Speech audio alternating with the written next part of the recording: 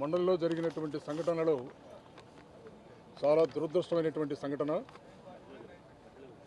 చంద్రబాబు నాయుడు గారు ఎప్పుడు అధికారంలోకి వచ్చినా కూడా ఎన్నికల సందర్భంగా ఇచ్చినటువంటి మాటలు, వాగ్దానాలు ఏవీ నెరవేర్చినటువంటి సందర్భం ఎప్పుడూ లేదు.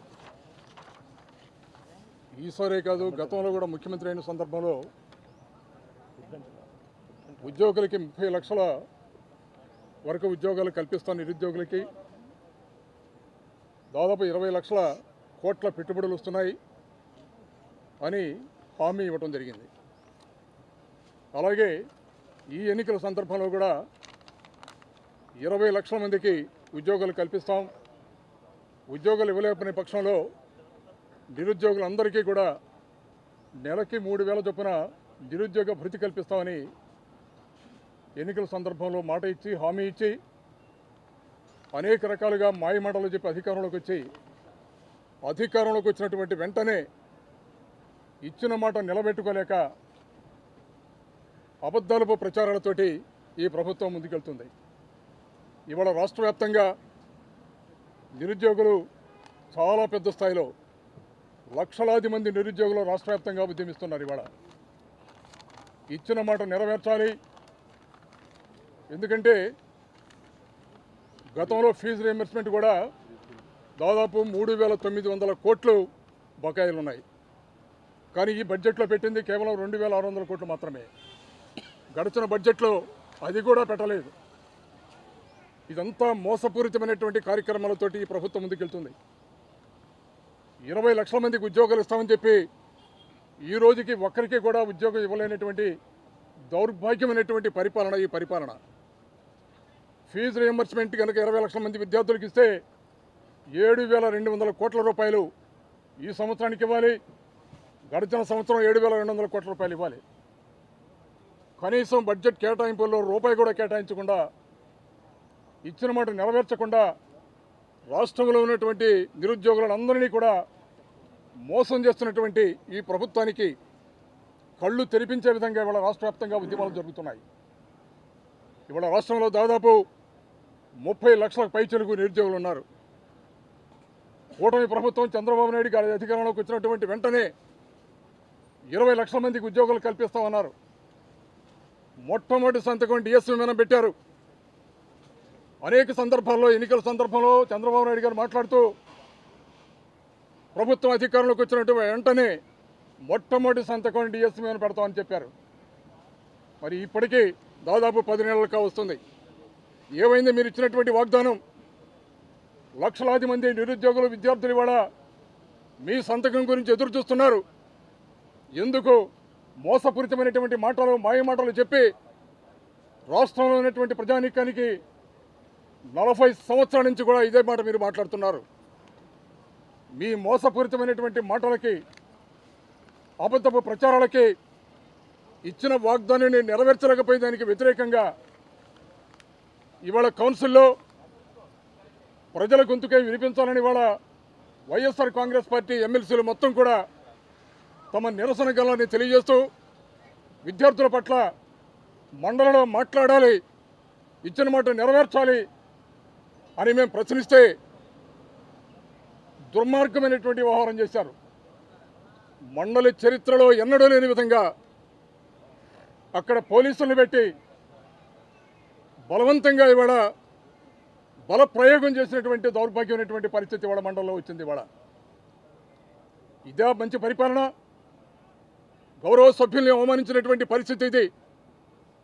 ప్రజల పక్షాన నిలబడి, విద్యార్థుల పక్షాన నిలబడి, నిరుద్యోగుల పక్షాన నిలబడి మా గొంతుని మండలంలో వినిపించడానికి కూడా అవకాశం లేని విధంగా దుర్మార్గమైనటువంటి వ్యవహరించినటువంటి తీరుకి నిరసనగా ఇవాళ మేమందరం కూడా వాకౌట్ చేసినటువంటి పరిస్థితి వచ్చింది. ఇవాళ రాష్ట్ర వ్యాప్తంగా ఇవాళ లక్షలాది మంది విద్యార్థులు రోడ్డెక్కారు. ఇవాళ 3,900 కోట్ల రూపాయలు ఇస్తానన్నటువంటి మాట ఇవాళ 20 లక్షల మందికి ఉద్యోగాలు ఇస్తామన్న మాట లేదు, నిరుద్యోగ భృతి లేదు.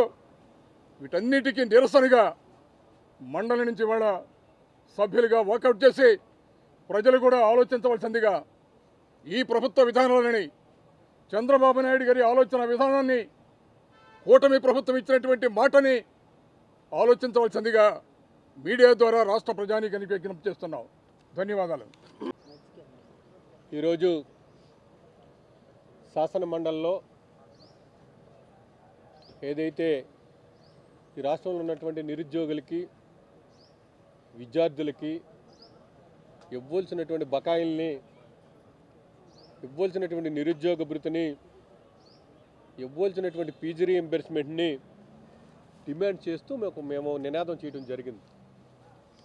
ప్రభుత్వం ఎంత నిరంకుశత్వంగా, నియంత్రితంగా వ్యవహరించిందంటే, ఉన్న సభ్యులు మేము ఎంతమంది ఉంటే అంతమంది కంటే ఎక్కువ మార్షల్స్ ప్రవేశపెట్టి మా యొక్క డిమాండ్ని వినిపించకుండా ప్రజల పక్షాన పోరాటం చేస్తున్నటువంటి మమ్మల్ని ఈవేళ చాలా దారుణంగా వ్యవహరించిందని చెప్పేసి సందర్భంగా తెలియజేస్తున్నాను.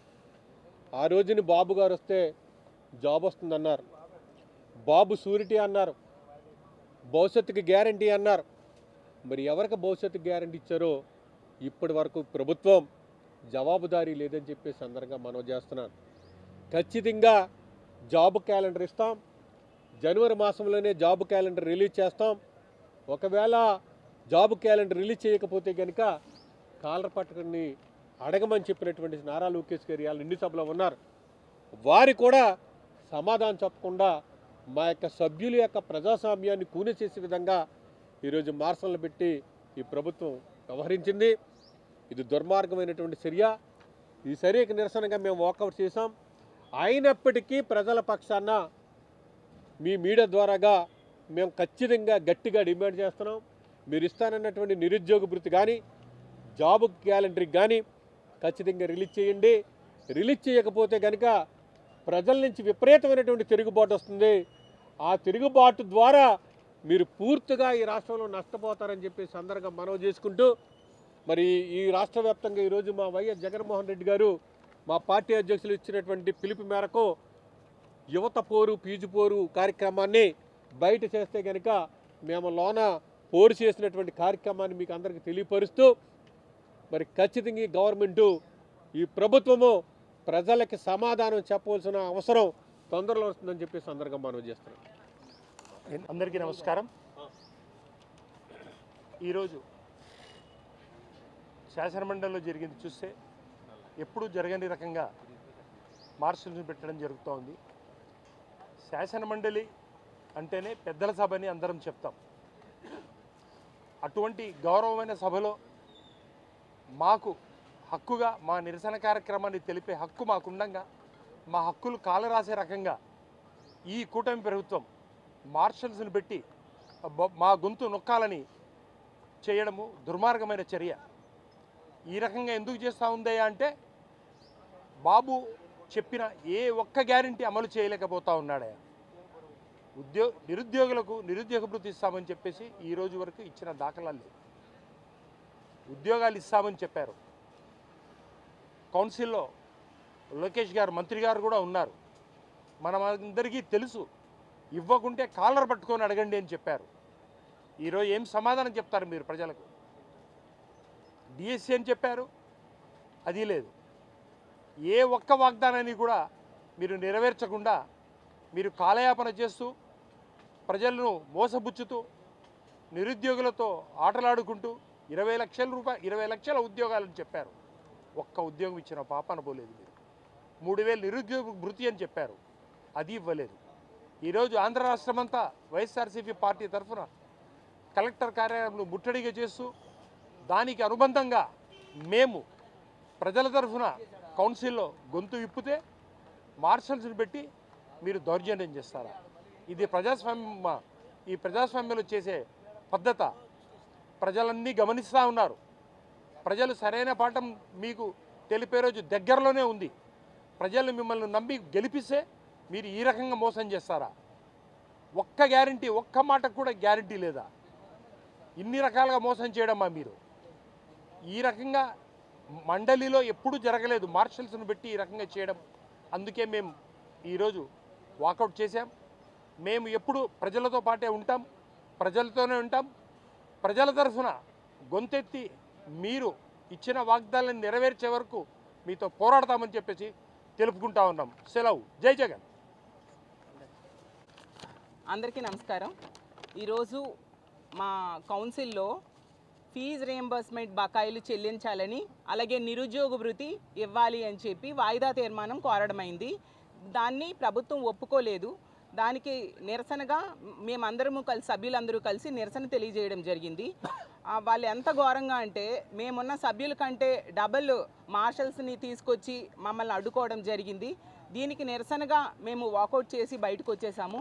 నిజం చెప్పాలంటే మీ అందరికీ తెలుసు, ఎన్నికల టైంలో యువతని, నిరుద్యోగుల్ని ఇంటికి ఒక ఉద్యోగం ఇస్తానని 20 లక్షల ఉద్యోగం ఇస్తామని చెప్పారు.